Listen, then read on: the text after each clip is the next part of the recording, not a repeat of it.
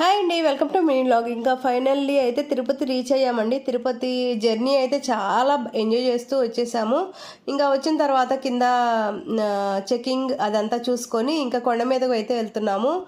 చాలా ప్లెజెంట్గా ఉంది. అప్పుడు టైం అయితే 10 అవుతున్నట్టుంది. ఇంకా అది మొత్తం చూసుకొని బ్రేక్ దర్శనం దగ్గర లెటర్ సబ్మిట్ చేసి అవి పేర్లు రాసి అన్నీ ఇచ్చేసి అక్కడ పని మొత్తం పూర్తయిన తర్వాత ఇంకా రూమ్స్ కోసం అయితే ఇక్కడ వెయిట్ చేస్తూ ఉన్నాము.